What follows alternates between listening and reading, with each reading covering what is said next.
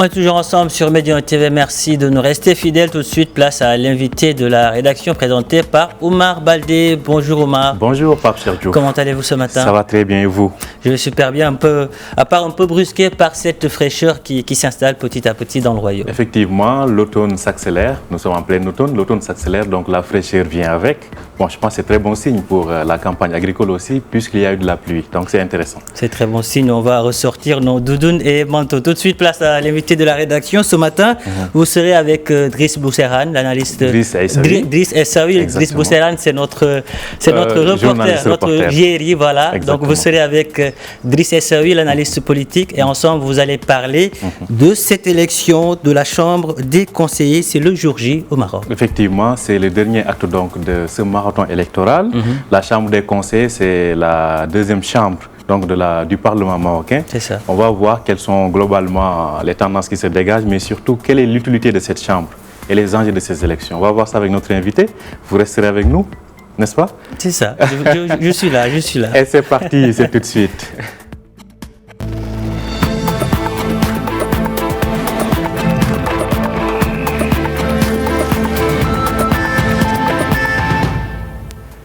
Bonjour et bienvenue sur Medi 1 TV. Ce mardi 5 octobre marque le dernier acte du marathon électoral que connaît le Maroc depuis l'été dernier. Après les chambres professionnelles, les élections générales, place aujourd'hui à l'élection de la Chambre des conseillers, la deuxième chambre du Parlement marocain. Cette élection intervient à l'heure où on attend l'annonce de la formation du gouvernement d'Aziz Akhanouch. Quels sont donc les enjeux de cette élection? Nous en parlons avec notre invité. Il s'agit de Driss Aissaoui, analyste politique, en direct avec nous depuis Rabat. Bonjour Driss Aissaoui.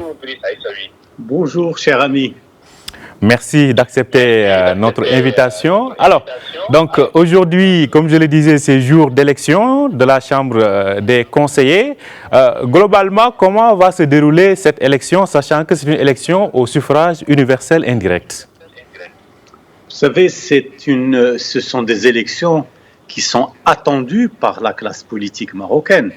La deuxième chambre est une chambre importante parce qu'elle représente le territoire national à travers les personnes qui vont être élues au niveau de cette chambre, c'est-à-dire que vous aurez des représentants des syndicats ouvriers, des syndicats de patronat, les responsables au niveau des collectivités territoriales. Donc tout cela va être représenté au niveau de cette chambre. Donc ce sont des élections qui ont une grande importance. Pourquoi?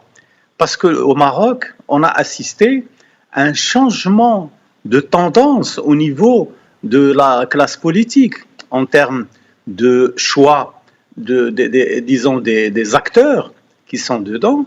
C'est-à-dire qu'aujourd'hui, nous avons un conglomérat ou plutôt un groupement de partis politiques qui n'ont jamais gouverné ou peu le pays. Alors je parle ici du Rassemblement national des indépendants, du parti de l'Istiqlal qui a passé de grands moments au niveau de la gestion gouvernementale, et le parti, le parti du PAM, le parti de l'authenticité et de la démocratie, qui aujourd'hui... Et de la modernité. Et de la modernité, pardon, qui aujourd'hui s'essaye à cet exercice, parce que c'est un parti qui est né de ce qui existait dans le paysage politique. Aujourd'hui, ils sont invités à jouer pleinement leur rôle dans la coalition gouvernementale. Alors qu'est-ce qui va se passer? Ce sont des élections auxquelles nous allons assister et qui seront assez difficiles à gérer, parce que vous avez des partis politiques très particuliers et qui ont avancé leur pion au niveau des débats, au niveau des tractations, pour s'assurer le meilleur emplacement au niveau du paysage politique. Alors, comme on le sait, on le disait depuis tout à l'heure, c'est une élection au suffrage universel indirect, c'est-à-dire ce ne sont pas les citoyens qui vont aller directement voter, mais ceux que les citoyens ont déjà élus. Et à ce niveau-là, juste pour expliciter davantage à notre public, comment va se passer effectivement cette élection d'Idrissa Essaoui? Vous savez, maintenant pour la deuxième chambre, les élections se passeront, comme vous l'avez dit, sur le style du suffrage indirect et qui permettront aux partis politiques, aux syndicats, aux centrales syndicales d'élire et de proposer des représentants au niveau de cette chambre. La chambre, c'est la deuxième. La deuxième chambre, c'est-à-dire c'est la chambre haute qui permet donc de discuter, de représenter et de faire un peu, si vous voulez, de chanter, non pas les louanges de tel ou tel parti, mais de chanter les louanges du territoire.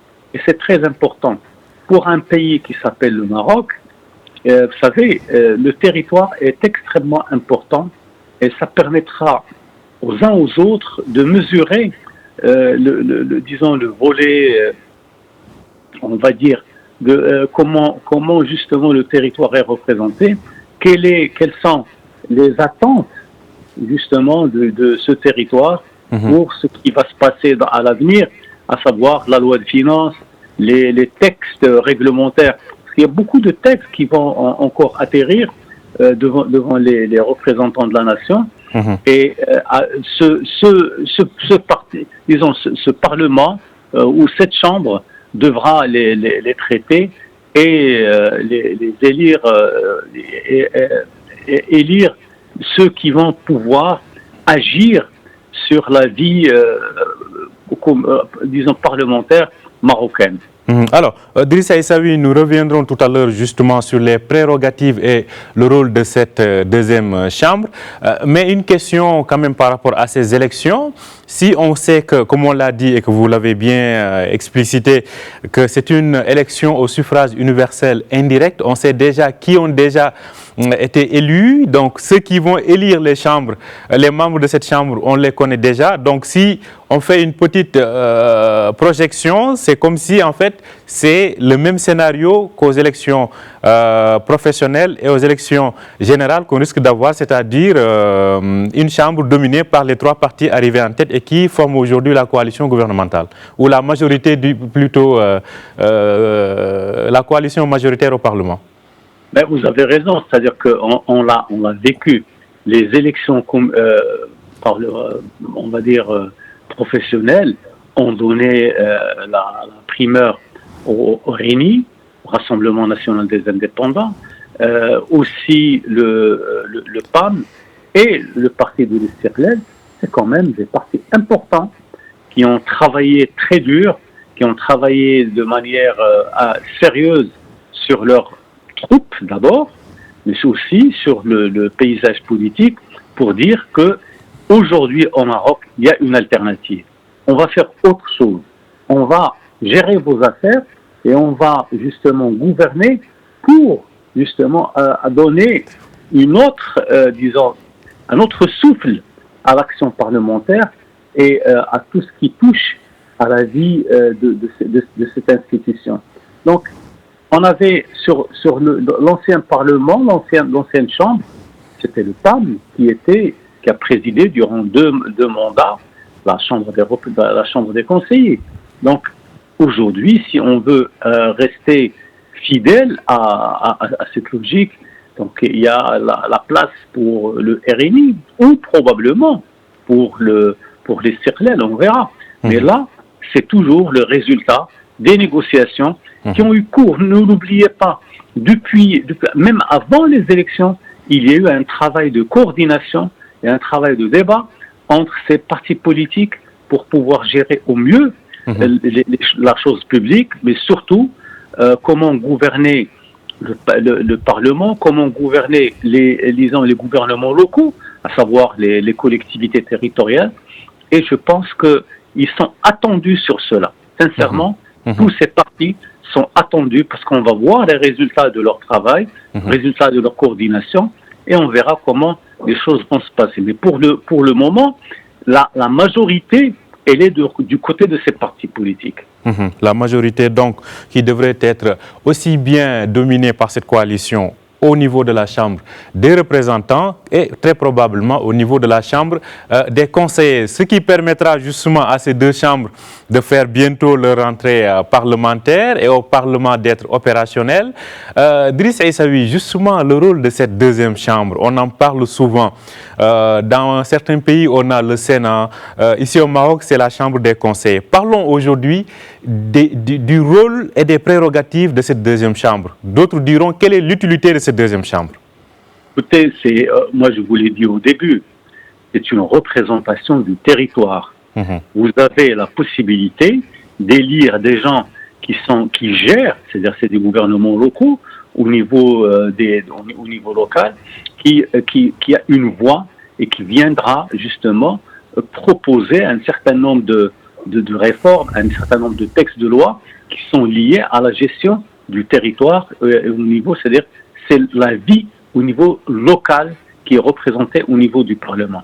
Et ça, c'est quand même quelque chose d'important.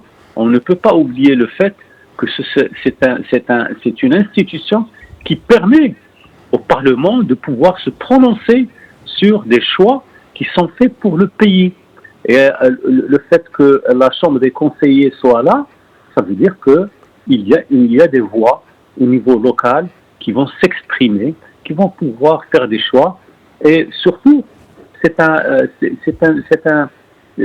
une instance qui permettra de faire parler les représentants des régions et les gouverneurs au niveau local qui vont pouvoir dire telle chose est bonne, telle chose ne nous intéresse pas, etc.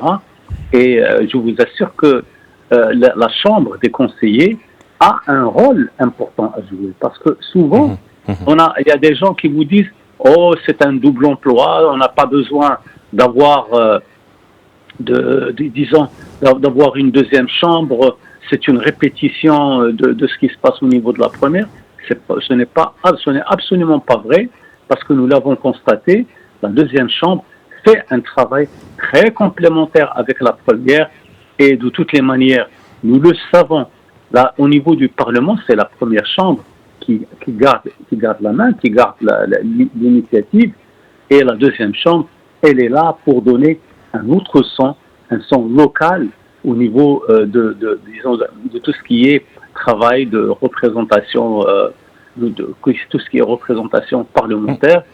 Et donc la Chambre des représentants, elle a une utilité, du moins pour la conception de la manière de gérer le pays. Alors je rappelle juste, ou j'ajouterai juste que, donc, en plus des élus issus des partis politiques, la Chambre comprend aussi comme membres les représentants du patronat ainsi que des membres de la société civile et autres syndicats. Alors justement, parlons des chantiers qui attendent cette Chambre des conseillers. Globalement, quels sont les grands chantiers parlementaires qui devraient être activés dès la rentrée de cette Chambre?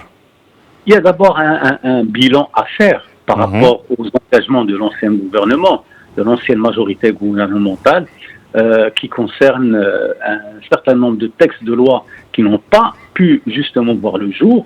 Et il y a toute la question du côté de l'efficacité du travail parlementaire. Parce qu'on peut tenir des réunions, 1, 2, 3, 4, 5 réunions, mais est-ce que ces réunions sont utiles? Qu'est-ce qu'elles peuvent apporter? Qu'est-ce qu'elles peuvent donner? Alors là, vous savez, il y a beaucoup de gens qui ont fait du travail d'approximation, et on trouve que finalement, même si le travail du Parlement est fait, il y a toujours quelque chose qui manque. Alors pourquoi ça manque? Parce que pour certains, ceux qui s'intéressent à la vie parlementaire, ils vous disent que nous n'avons assisté qu'à de l'approximation. C'est en fait une chambre ou un parlement qui ne tranche pas, il vient juste pour faire un peu de compromis entre les différentes parties prenantes, et cela n'est pas toujours agréable à dire ni à entendre. Parce qu'un parlement doit être une institution qui tranche, doit être une institution qui prend des initiatives et qui fait vivre la société marocaine avec les aspirations qui sont celles des Marocaines et des Marocains, celles d'un pays en développement et qui aspire à faire mieux. Alors, Driss Aissaoui, vous le disiez, il fallait faire d'abord un bilan. Mais aujourd'hui, quand on voit, comme je le disais, les grands chantiers qui nous attendent, dès peut-être la fin de semaine prochaine ou dans les jours à venir, quels sont selon vous, en termes de loi organique par rapport à la Constitution, mais aussi en termes de nouveaux cadres réglementaires qui attendent le Maroc, notamment en ce qui concerne le nouveau modèle de développement? Quels sont ces grands chantiers-là? Alors, vous avez cité disons, la question du nouveau modèle de développement. Vous avez raison. Parce qu'aujourd'hui, nous avons le RNI, les deux autres partis qui sont maintenant dans la majorité, ils vous disent que pour nous, disons, notre ligne de conduite sera dictée par les grandes orientations qui nous sont venues du nouveau modèle de développement. Parce que le nouveau modèle de développement, c'est plus un cadre de réflexion et un cadre d'organisation de l'action publique pour justement amener le Maroc à aller de l'avant en termes de gouvernance, en termes de gestion optimale des ressources, mais surtout, par exemple, en termes de respect des équilibres entre l'économie réelle et l'économie, le climat. Alors, au Maroc, on a cette volonté de vouloir faire, par exemple, des énergies renouvelables, des moteurs du développement. Nous avons également un certain nombre de chantiers à conduire pour faire en sorte que le Maroc puisse aller de l'avant dans des choix qui concernent le développement du pays. Alors, le choix du développement, ça passe justement par ce que je viens de dire, que nous sommes un pays qui va donner une grande importance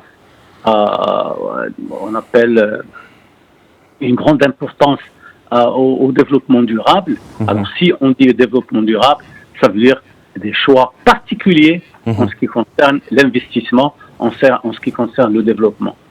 Autant de dossiers donc à suivre dès ce soir. Merci beaucoup Driss Aissaoui. Je rappelle que vous êtes analyste politique. Vous étiez en direct avec nous depuis Rabat. Bonne journée à vous Driss Aissaoui. Bonne journée à vous aussi. Merci à vous aussi de nous avoir suivis. Je rappelle que vous pouvez retrouver cet entretien sur notre site www.medianews.com. Très bonne journée à vous et très bonne suite de programme sur Médien TV.